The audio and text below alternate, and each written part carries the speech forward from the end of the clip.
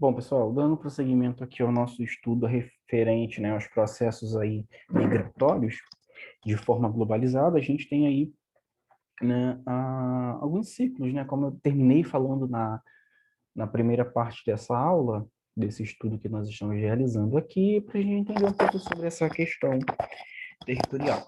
Então, por isso, tá, gente, nós temos aí alguns ciclos. Eu gostaria de conversar um pouco, a gente, no decorrer do nosso estudo, a gente compreendeu um pouco como se dá essas variações e, enfim, essas razões, ok? Nós já estudamos um pouco sobre o que é a questão da migração, os tipos de migrações, as causas de migrações, tá? E os contextos nos quais elas se envolvem, tá? Isso dentro de uma perspectiva que fazem parte de uma geografia populacional. Então, estudamos na primeira aula a questão da demografia, né, as questões referentes ao nosso histórico da formação da sociedade brasileira, né, a miscigenação, enfim. Então, hoje nós vamos estudar aqui da continuidade aos nossos ciclos migratórios internacionais. Vamos lá, galera. Quais são, né, os nossos ciclos migratórios internacionais? Nós temos aí, gente, por exemplo, o primeiro ciclo de migrações, né, que é o processo de disseminação da humanidade, tá, que chegou às regiões mais recônditas da Terra, há algumas dezenas de milhares de anos atrás, tá? Nós temos aí também, tá, alguns povos, tá, o fato de que alguns povos permaneceram, né, como os nômades, fazendo as migrações de uma forma de vida, né, se tornou um estilo de vida, associado normalmente ao pastoreio. Então, os nômades, eles são um referencial, por exemplo, aí, tá, desse primeiro ciclo aí, tá, de migrações. Nós temos aí a questão da expansão europeia, que está selecionado aqui como essas linhas, esses traços aqui, setas vermelhas saindo em direções a vários lugares. Então, nós temos aqui, saindo da Europa, indo para a Oceania, alcançando a América do Norte, América do Sul, né? Nós temos aí alcançando aqui a África, nós temos diversos setores aí, fatores. Então, nós temos aí a expansão europeia a partir do século XV e século XVI, tá? Continua esse processo com o homem a povoar alguns territórios despovoados, tá? Ou com baixa densidade populacional. É o que a Europa fazia mesmo. A Europa sendo dominadora da sociedade, tá? A Europa ela dominava realmente essas terras e elas iam realmente, de fato, para esses lugares onde havia um pouco assim como foi com o Brasil, tá? Aí dominava esse lugar, começavam a explorar esses lugares, né? E trabalhavam ali. No século XIV, acentuou-se, no século XIX, perdão, século XIX, acentuou-se o movimento migratório da população europeia, com a partida de um grande número de pessoas para a América do Norte, América do Sul, Austrália e Nova Zelândia, onde constituíram importantes colônias. Então, esse processo, né, de colonização é muito importante para a gente entender essas dinâmicas, tá? Dentro desses ciclos migratórios. Né? Quais são as causas, Jonathan, dos ciclos migratórios, né, no caso do passado? Né, nós temos aqui as razões demográficas, né, que é o crescimento da população nos países de origem, né, tornavam-se escassas, né, e a terra arável disponível. Então, a causa demográfica era essa. Nas razões econômicas, nós tínhamos ali as novas terras, né, muito ricas e pouco habitadas. Eram vistas, né, nesse sentido, essas terras, né, como uma oportunidade de enriquecimento, né? Então, eles tinham terra, tinham localidade que eles poderiam estar indo habitar, e eles iam para lá na busca da melhoria da questão econômica, tá? E nas razões políticas também, tá? A gente precisa considerar que existia uma razão política nesse sentido, né? Que era o reinício da vida em liberdade. Tá? As migrações nesse período tinham um sentido norte-sul. Geralmente era muito daquela região ali do hemisfério norte, né, para o hemisfério sul. Então eram, em grande maioria, tá, no sentido norte-sul. Ou seja, ele vinha de cima para baixo. Tá? Dificilmente se tinha uma migração de baixo para cima. A grande maioria mesmo ali vinha das regiões de cima para as regiões de baixo. Tá? Considerando que geralmente os países de cima são considerados países desenvolvidos, tá? E essa divisão de ser desenvolvido ou de subdesenvolvido não é uma linha que traça para baixo, é sub para cima, é desenvolvido. Não é isso, tá? É realmente em relações aí à qualidade de vida, questões econômicas, financeiras, enfim. Então, são muitos fatores. Mas, nesse sentido aqui, os países mais abaixo geralmente são os países aí que são subdesenvolvidos. Nós temos aqui, né, atualmente, os principais fluxos migratórios, como a gente pode observar aqui, assumem um sentido de diferentes, né? Quase sempre sul-norte, tá? Então, o ciclo migratório de hoje, tá? Dos dias de hoje, ele assume um sentido diferente da época, né? Se na época era norte-sul, hoje nós temos um fluxo migratório de sul para norte, tá? De países de baixo nível de desenvolvimento, como por exemplo a África, a Ásia e a América Latina, tá? Para os de elevado desenvolvimento, como a Europa, né? Os países da Europa, os países da América do Norte, né? Os países do Golfo e a Austrália, tá bom? Então você tem aqui essa, a grande maioria, essa inversão aí na posição. A população migrante, tá, gente, no caso que sai dos países menos desenvolvidos, tá, pertence a uma camada jovem em crescimento. Então, são pessoas geralmente que estão em busca da mesma forma que antigamente saíam, em busca de novas oportunidades. Hoje, esses grandes lugares, por serem lugares que estão totalmente com uma elevada densidade demográfica, são totalmente lotados e cheios e com poucas perspectivas, as pessoas estão saindo. Então, vieram muitas pessoas para essas regiões e agora as pessoas que estão aqui estão saindo, tá? E são geralmente jovens, tá? Em crescimento. Dirigem-se para os países desenvolvidos, tá? Cuja população está envelhecida, como é o caso da Europa, por exemplo, em regressão. Isso vai contribuir para o equilíbrio demográfico das regiões de partida e de chegada. Então, assim, você equilibra, né? Se entrar muita gente só em um lugar, fica desequilibrado. E o outro fica com pouco, então geram-se problemas da mesma forma. Então, essa entrada e saída de pessoas equilibra e fica tudo certo, né? Nesse sentido aí, então, ok. Sem mais problemas nesse sentido. Essas migrações aparecem, gente, muitas vezes associadas à problemática, tá, de migração clandestina, né? No caso aqui, que constitui um dos maiores problemas do mundo, que o mundo enfrenta atualmente. Tá? Então, essas políticas de imigração criam cada vez mais dificuldades à entrada destas pessoas nessa população, estabelecendo, né, no caso, cotas aí de imigrantes, tá? Uma outra questão também que deve ser observada é que a crise econômica, nesse sentido, ele tem provocado os novos fluxos migratórios, né? Dos países sul da Europa para os países de economias emergentes, né? No caso, como o Brasil, a China, o Catar, né? E outros países, né, exportadores de petróleo, né? No caso, trata-se sempre de quadros superiores, né? E jovens licenciados que não encontram emprego em seus países. Então, tem provocado esse fluxo migratório, tá? No caso, esses quadros superiores de pessoas, né, e jovens que são licenciados não encontram emprego, então eles vão para localidades que eles possam encontrar emprego, tá? O fluxo normal que sempre aconteceu aí.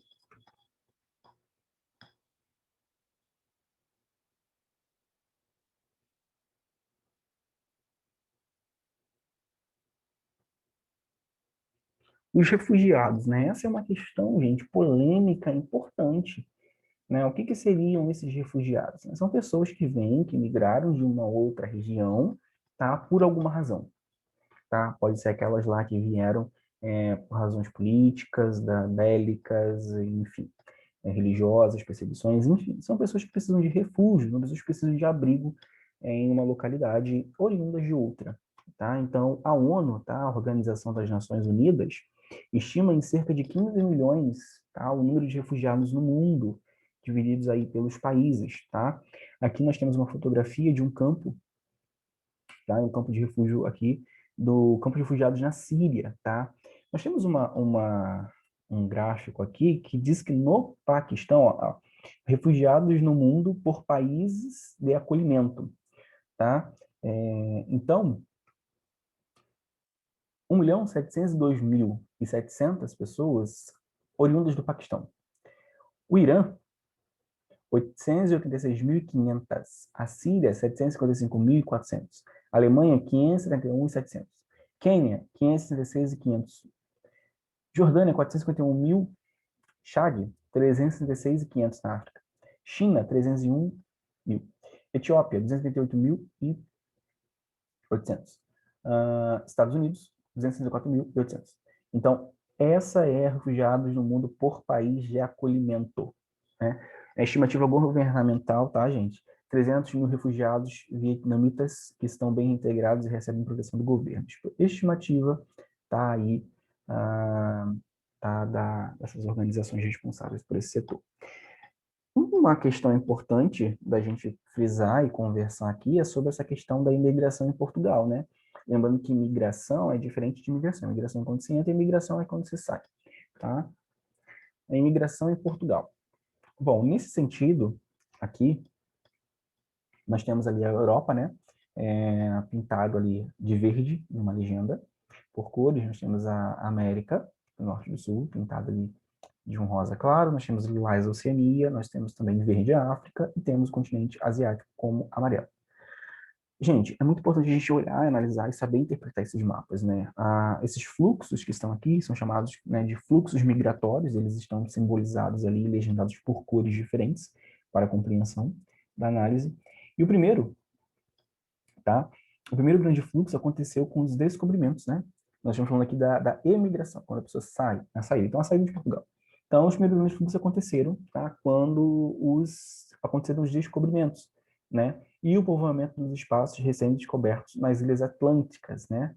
Da África, da Ásia e do Brasil. Aquele processo que nós passamos lá em 1500. Então, nós temos aqui, primeiro grande fluxo, tá? Em lilás, tá? Então, nós temos aqui ó, a saída para o Brasil, nós temos aqui para a África, nós temos aqui ó, para a região da África e para a Índia também, aqui um pouco para tá, o Camboja, essa região aqui. É importante a gente compreender essas dinâmicas, tá? Segundo, em verde, nós temos, no século XIX, assistiu-se a um enorme êxodo, que é a saída, tá? O esvaziamento, de população portuguesa para o Brasil. Fluxo que se manteve até os anos 50 do século XX, ou seja, até os anos 1950, tá? Cujas causas principais foram as pressões demográficas, tá? Ou seja, aquele elevado número demográfico, né? E a procura da melhoria do nível de vida. Então, as pessoas saíam muito de Portugal e vinham para o Brasil nessa época. O verde, nós podemos ver aqui, ó. Então, a pessoa saía aqui de Portugal e vinha para o Brasil, tá? Isso aqui no século XIX, século XX. Estados Unidos, Canadá também. Era uma busca muito constante para eles. Após o início dos anos 60, no caso do século XX, né, 1960 ali, registrou-se um novo fluxo migratório para países europeus, né? Ou seja, um processo meio que inverso, né? Tais como a França e a Alemanha, a Luxemburgo e a Suíça, que estavam em rápido crescimento econômico. Então, esses países saíam da Europa e eles iam para a Europa mesmo, tá? Então, saíam, por exemplo, de Portugal e iam para a França, saíam de Portugal e iam para a Suíça. Por quais razões, Jonathan? Então, essas razões, né, além do crescimento econômico e tudo mais e tal, essas cidades eram além das motivações econômicas, né? Ou seja, as mais quantidade de vida. Então, as condições de vida era uma coisa que pesava para eles, né, e o desemprego também. Então, existiram também motivações de origem política, tá? Como a fuga da guerra colonial, né, e o regime político opressivo que então existia nessa época. Tá? Então, isso eram motivos e fatores que faziam com que essa imigração em Portugal acontecesse. Então, se antes ali, de 1960, você tinha 1950, 1960, você tinha muitas pessoas saindo de Portugal e elas iam para regiões, por exemplo, do Brasil, né, para as Américas, para a África, né, para a Ásia. Em 1960, a partir dessa fase, ocorreram uma migração interna ali mesmo de Portugal, dentro da Europa, internamente, né, no caso, a nível europeu, que saíam de Portugal e iam para outros países da Europa mesmo. Tá? Então, isso explica um pouco essa questão aí desse êxodo aí populacional da Europa. Essa imigração em Portugal, ela também explica que a partir dos anos 80, dos anos 90, tá, do século 20, ou seja, 1980, 1990, isso há 30 anos atrás, 40 anos atrás, né, houve um período sem saída da população e com a chegada de populações vindas de diversos países, ou seja, o saldo migratório foi positivo. Então, tinha saído muitas pessoas até 1980, 1990. Saíram muitas pessoas e nessa época começou a chegar a gente. Então, isso foi um saldo positivo porque equilibrou, né? Havia muitas pessoas saindo e, nesse caso, entraram-se muitas pessoas. Então, equilibrou um pouco esse processo. Tá? Por isso que foi importante essa chegada, foi importante essas ações, sim. Tá? As razões, por exemplo, no caso, para Portugal se tornar uma área atrativa, foram 25 de abril, tá? E a consequência de deslocalização. Uma outra questão também que a gente encontra aqui era a adesão, tá, à União Europeia e a chegada dos fundos comunitários. Uma outra razão que a gente identifica aqui também nesse caso era a globalização, tá, da economia mundial e a construção de grandes investimentos públicos, tá? Como, por exemplo, a ponte, né, Vasco da Gama, enfim, entre outras. Então, essas são razões que a gente consegue identificar pela, né, esse fluxo aí da imigração em Portugal.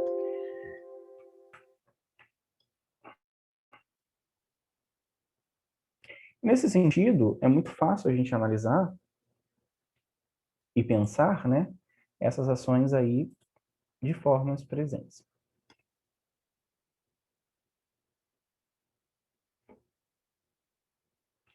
Nesse contexto, existiam também, né, a questão da imigração em Portugal. Então, até aqui nós falamos da imigração em Portugal, que era justamente a saída, né, os fatores que colaboraram para essa saída de Portugal, né, que colaboraram aí para essa saída, né, em busca de, por diversos objetivos, né, em busca dos seus próprios, o que se consideravam, então, como objetivos de vida, tá? Seja ela por diversas razões. Então, falando agora do processo inverso, que era o processo, né, da imigração, que era o processo da entrada em Portugal de imigrantes, né, iriam de outros países, né, e até mesmo de outros continentes, a gente tem os seguintes relatos. Para início de conversa aqui, né, nós temos que as informações que nas últimas décadas Portugal passou por de um país de imigração para um país de imigração. Então Portugal que era um país no caso assim, de imigrantes, né, do processo de imigração, que saía muita gente, ele se tornou agora um país que recebe muita gente. Tá? E os imigrantes, tá, chegaram por vagas de diversas zonas desse mundo, tá? Por exemplo, a vaga africana, tá? O que seria essa vaga africana? Provenientes das antigas colônias portuguesas, né, chegaram nos inícios dos anos 70 em Portugal, quando rodeava o país mão de obra para a construção civil. A principal comunidade é a cabo-verdiana, cujo crescimento não tem parado. Até hoje ela tem crescido, tá? Por causa aí do trabalho. O surto brasileiro, por exemplo, né, no final da década de 80, aumentou o fluxo de imigrantes brasileiros, tá? Que usufruíam do regime de isenção de vistos para sua entrada como turista, tá? Dedicaram-se, sobretudo, a atividades no âmbito da restauração, construção civil e comércio. Então, as pessoas estavam em busca de trabalho ali em Portugal. Os imigrantes do leste europeu, né, anos atrás eles tinham saído de Portugal, ido para essas regiões, agora eles estavam fazendo um processo reverso, né, então eles estavam voltando para Portugal.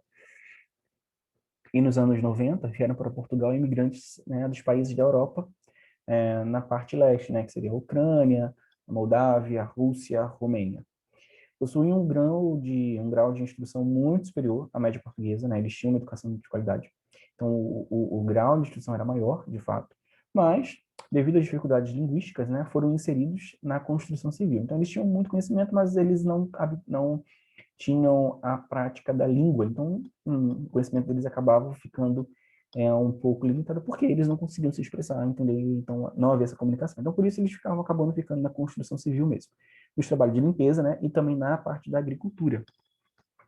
Isso explica para a gente algumas coisas. Um outro ponto também, né, que nós temos aqui, que seria a imigração em Portugal, que foi o último grande fluxo, né, que foram os asiáticos. Né? Então, nós temos ali um relato de que a Ásia tem também mudado-se para Portugal. A Ásia tem investido, tem entrado em Portugal, e a gente consegue observar isso, e é muito importante a gente analisar essas questões, esses conflitos, enfim. Nos anos 90, chegaram por via terrestres imigrantes originários da China, da Índia e do Paquistão. Dedicaram-se, sobretudo, à atividade de restauração e ao pequeno comércio. Então, esses fluxo asiático aí, que vinham da China, da Índia e do Paquistão, né, eles tinham muito essa questão do pequeno comércio. Então, se trabalhavam. Né? Então, é fácil, é comum, né, é provável que você vai encontrar em Portugal, por exemplo, lojas que vendam, por exemplo, alimentos que sejam asiáticos, né, por exemplo, da cultura asiática. Então, você vai encontrar, as pessoas estão abrindo espaços, tá? Tem espaço, sim, em Portugal, e tem sido entrada. E aí, isso implica em tudo que nós conversamos até aqui, tá? Essa questão da miscigenação, torna presente, a questão das consequências tanto da saída desses países, né, nos países de origem, como também em Portugal, como receptor, né, no caso, nesse processo da imigração. Então, isso influencia a sociedade, a cultura de diversas formas, tá? E é compreensível, tá? A preocupação que, né, os governantes, né, existem políticas públicas voltadas para isso, se tem. Então, fazendo um panorama geral para a gente encerrar essa aula. Nós observamos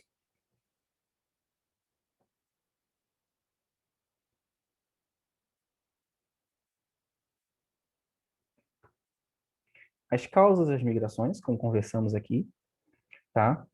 Sobre as questões econômicas, Conversamos um pouco sobre as questões naturais, as migrações bélicas, tá? As migrações políticas, sobre as, né, causas de migrações, nesse caso aí, como religiosas, né, e também, de certa forma, culturais. Conversamos a respeito das migrações recreativas, falamos sobre as consequências das migrações, né, as demográficas, as econômicas, tá? Falamos um pouco sobre essa questão da social, e isso vai nos ajudar a compreender um pouco da realidade local da qual estamos inseridos, dentro de uma abordagem, dentro de uma sistematização do saber aqui nesse sentido. Consequências das migrações nas áreas da chegada, né, que são a emigração. Então, falamos também das razões demográficas, os impactos econômicos, os impactos sociais. Podemos compreender essa dinâmica, entender um pouco como ocorre, e isso possibilitou um melhor entendimento. Temos aqui o resumo das migrações, tá? E as formas que a migração se dá, nesse sentido. Falamos sobre os grandes ciclos migratórios internacionais,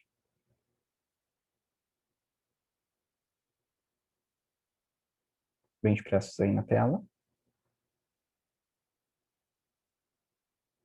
Falamos um pouco a respeito da questão demográfica, como se dá, tá? Os ciclos migratórios do passado, falamos um pouco do passado, falamos do presente também, mas explicamos, né? Como se dá essas causas, né? Demográficas, as causas econômicas e as causas políticas, tá? Em busca de novos objetivos aí. Conversamos um pouco sobre o ciclo migratório do presente. Então, conversamos a respeito, né, das faixas, e dos sentidos migratórios, né, que nós encontraríamos ali os fluxos migratórios de uma região para outra. Conversamos também a respeito dos refugiados, né? Inclusive, nesse sentido aqui dos refugiados, eu indico que vocês estejam pesquisando, que vocês estudem, né, façam uma redação sobre, né, assistam documentários sobre, existem diversos documentários, depois eu posso estar colocando lá no grupo do WhatsApp para vocês, mas estaremos pensando aí na elaboração talvez de uma maquete, de alguma coisa, referentes aos campos refugiados. E foi concedido, né, o direito do asilo ali para procurar para refúgio. Então, os refugiados, né, são pessoas a quem foi concedido o direito, tá, de asilo para procurar refúgio devido a perseguições políticas, religiosas ou étnicas. Então, essas pessoas têm o direito de procurar, sim, essa assistência, tá? Os refugiados, como nós falamos aí, eles têm um número hoje, né, considerado pela ONU, né, como de 15 milhões de refugiados no mundo, e a gente precisa olhar para os refugiados, sim. Aqui no Brasil, no ano de 2019 e 2020, nós tivemos um colapso, assim, quando tivemos aquela crise na Venezuela, né? E o Brasil, ele recebeu muitos venezuelanos. Eu mesmo estive em Manaus 2 vezes e eu pude observar. Em Manaus, pela cidade, existiam muito. Inclusive, eu tive contato com pessoas, eu entrevistei pessoas que estavam como refugiados no Brasil. Inclusive, esse ano eu retornei em Manaus e eu observei, eu tive contato com um rapaz também que era Uber, de Uber, e ele estava vindo do Brasil, estavam vindo do Brasil, né? Ele tinha vindo da Venezuela com a sua família em busca de trabalho. O primeiro casal que eu conheci em 2019 em Manaus, eles, na verdade, eles estavam em Manaus, o rapaz veio, passou um ano e meio no Brasil sozinho, depois ele trouxe a família dele. Então, é uma razão, assim, uma circunstância que a gente precisa pensar sobre, né? Não é algo fácil, não é algo simples, é algo que a gente precisa realmente parar, analisar, pensar e traçar uma solução, uma estratégia, um objetivo para que a gente consiga romper nisso e, de fato, fazer uma transformação social para essas pessoas e dignidade da vida humana. Falamos um pouco sobre esse contexto da imigração em Portugal, na qual nós somos resultados, né? Temos uma raiz portuguesa, sim, também. Temos uma raiz europeia, de certa forma, ainda que miscigenada, ainda que nós temos também nossos nativos aqui, os africanos, mas nós temos também de Portugal. E a nossa sociedade a partir disso, tá? Seja isso bom, seja ruim, se deu a partir disso.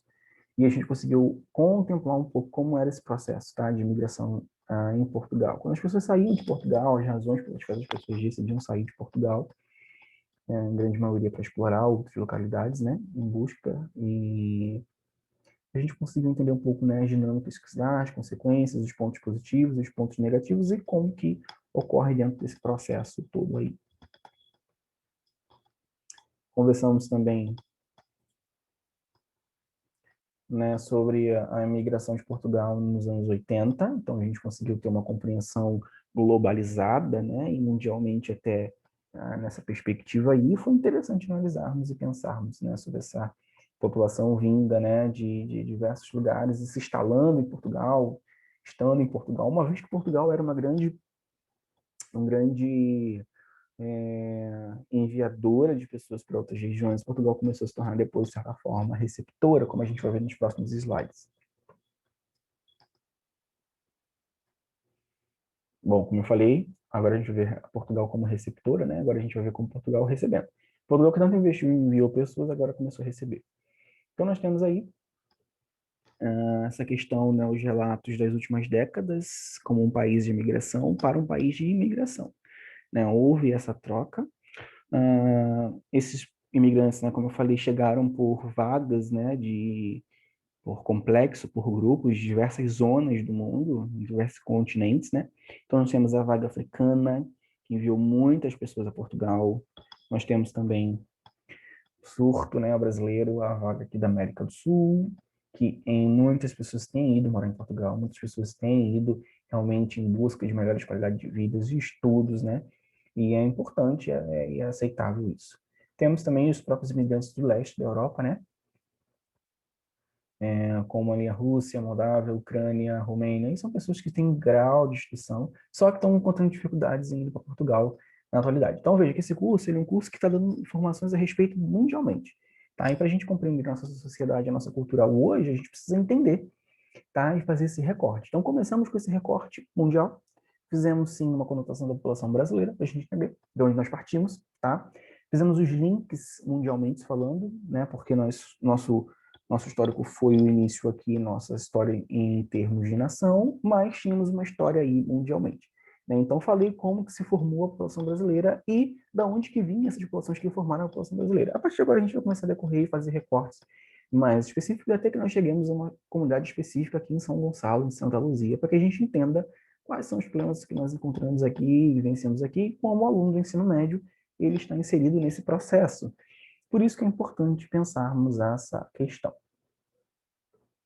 Por último, encerrando, falamos sobre o grande fluxo asiático, nesse caso aqui em Portugal, né, com pessoas que vinham da Ásia para Portugal. Então, gente, é extremamente importante pensarmos ações, é extremamente importante pensarmos nesses grandes contextos, esse grande polo, e como que isso vem influenciando a vida de pessoas, né? E olhar também com outro olhar. É importante a gente parar para analisar sociedades, cultura, o mundo com os olhos críticos. Nós precisamos olhar além do que os nossos olhos veem, né? Então, quando você olha a questão de migração, uma reportagem, por que migrou? Ah, alguém migrou. Beleza. Mas por que migrou? Era uma migração legal? Não era? O que motivou essa pessoa? Quais foram as condições de migração que essas pessoas teve? Quais eram os riscos? Quais eram as consequências? Não, o que essa pessoa passou? Qual foi o histórico familiar? Então, gente, a gente precisa aprender a pensar, a de fato problematizar as ações e pensar em torno dela. Né? Recebeu o imigrante? Tá, recebeu o imigrante no Brasil. Deve receber? Por que o Brasil deve receber? Ou por que não? O Brasil não deve receber. Né? Quais serão os impactos de receber imigrante no Brasil? Quais serão os impactos de não aceitar imigrante no Brasil? Será que isso implica em alguma coisa? Na política? Será que aceitar implica também em alguma coisa?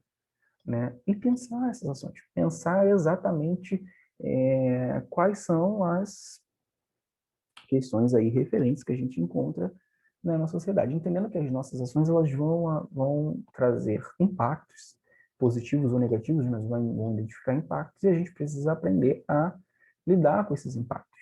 Né? Então, como ter uma sociedade mais justa? Como ter uma sociedade mais esclarecida, né? Da mesma forma que os europeus estão com problemas, como diz no texto lá, porque os imigrantes do leste europeu estão indo para a parte ali do oeste europeu e vão para Portugal, e aí chegam lá e eles têm grande grau de instrução, mas não dominam a língua. É a mesma coisa, nós precisamos dominar o conhecimento, dominar, ou pelo menos saber onde buscar, saber realizar pesquisa e não sermos pessoas passivas. mais pessoas que realmente vão em busca do conhecimento, que entendem, que pensam, que problematizem, porque nós só vamos compreender a realidade quando a gente passar a problematizar e pensar em torno dela. Então, pensar na sociedade é importante, pensar a educação é importante, por isso que esse estágio é tão importante. Uma boa noite, ficaremos por aqui, gente.